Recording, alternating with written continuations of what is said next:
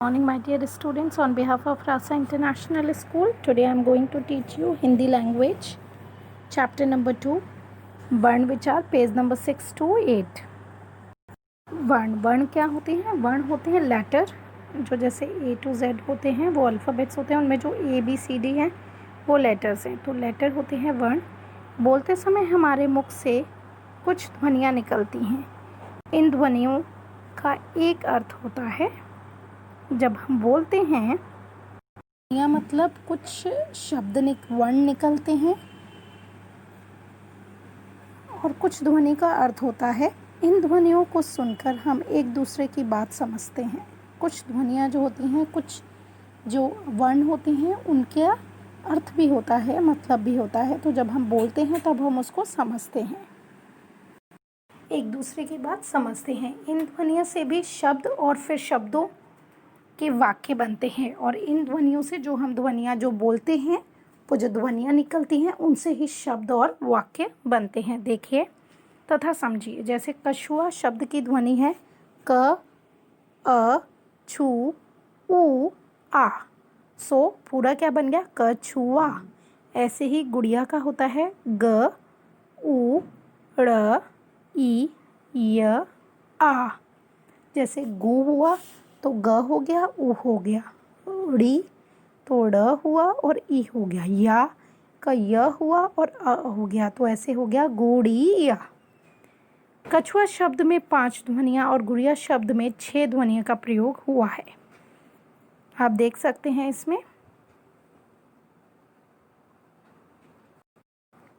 कि इसमें 5 ध्वनियों का यूज़ हुआ है और इसमें गुड़िया में 6 ध्वनियों का यूज़ हुआ है। इन ध्वनियों के और टुकड़ों नहीं किए जा सकते। इन ध्वनियों को मतलब हम लोग अलग नहीं कर सकते, टुकड़े नहीं कर सकते। लिखित रूप से ये ध्वनियाँ वर्ण कहलाती हैं। जब हम लिखते हैं तो वो कछुआ लिखेंगे, है ना। तो जब हम लिखते हैं तो वो वर्ण कहलाती हैं, जिसे हम आँखों से देख और पढ़ सकते हैं। वर्ण कहलाती हैं जब हम क्योंकि अगर हम कोई भी चीज़ लिखते हैं तो हम उसको देख सकते हैं, है ना। तो वो क्या हो जाती है? वो चीज़ वर्ण हो जाती है। वर्ण भाषा के सबसे छोटे इकाई है। वर्ण को अक्षर भी कहा जाता है। वर्ण को हम अक्षर भी कहते हैं। अक्षर जैसे अ, ई, उ, वो अक्षर। भाषा की सबसे छोटी इकाई को वर्ण कहते हैं। कोई भी भाषा जो होती है उसकी सबसे छोटी इकाई जो होती है उसको हम वर्ण कहते हैं, क्योंकि वर्ण जो होता है, वर्ण में अक्षर आते हैं। Now we will learn about varnamala. वर्णमाला क्या होती है? वर्णमाला होती है जैसे अल्फ़ाबेट। मैंने अभी आपको बताया जैसे इंग्लिश में A to Z होता है, तो A से लेके पूरा Z तक जो टोटल 26 लेटर होते हैं, तो वो जो 26 होते हैं उसमें जो लेटर होते हैं उनको हम लेटर बोलते हैं, वर्ण बोलते हैं, और A to Z पूरे को हम अल्फ़ाबेट बोलते हैं। ऐसे ही हिंदी में अल्फ़ाबेट वर्णमाला होती है, जो हिंदी की होती है क, ख, ग, वो सारी वर्णमाला होती है, और उसके अंदर जो हम क हुआ, अ हुआ, वो सब होते हैं वर्ण। हिंदी भाषा में 11 स्वर और तृतीय व्यंजन होते हैं।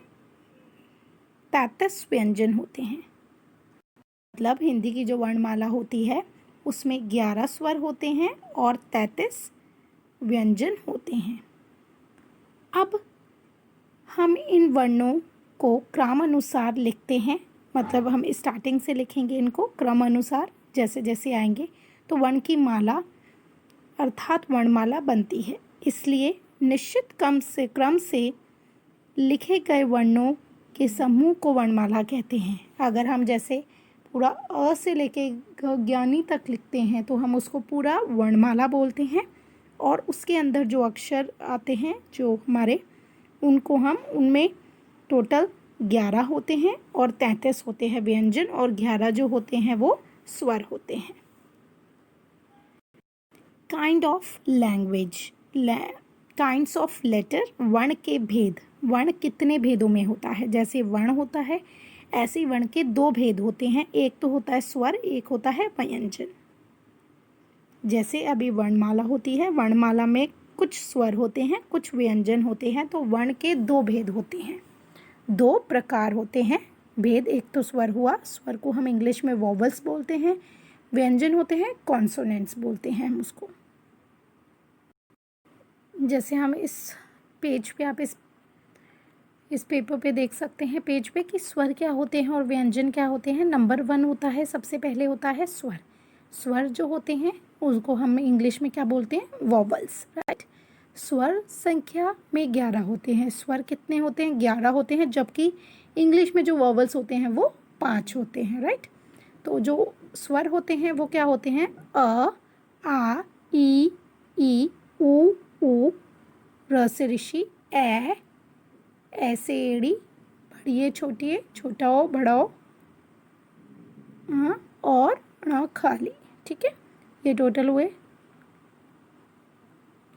टोटल ये जो होते हैं आप इसमें देख सकते हैं, जो ब्लैक से लिखे हैं इधर, ये सारे जो हैं ये स्वर हैं।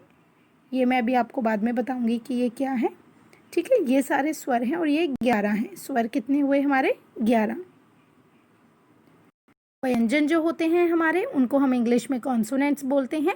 व्यंजन संख्या में 33 होते हैं। व्यंजन जो होते हैं वो 33 होते हैं। जैसे आप इसमें देख सकते हैं ये सारे आपके क्या हैं, ये सारे व्यंजन हैं।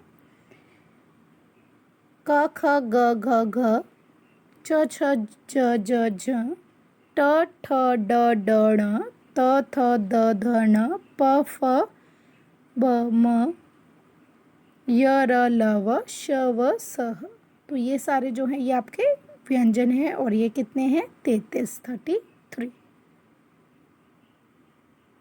इसमें आप देख रहे होंगे कि कुछ जो अक्षर हैं वो मिसिंग है, जैसे क्षत्रज्ञ। ये जो हुए ये सारे जो हैं ये है संयुक्त व्यंजन, ये इनको हम बोलते हैं संयुक्त व्यंजन हैं। जैसे क, श, य में हम अगर श मिलाते हैं तो क्या हो जाता है, क्षत्रिय, ठीक है। और क, श मिलाते हैं, क में अगर हम श मिलाते हैं तो कक्षा हो गया, है ना। ऐसे ही त्रिशूल, ऐसे ही त्रिशूल में हमने त्रि मिलाया तो त्रिशूल हो गया और त्रिकोण हो गया।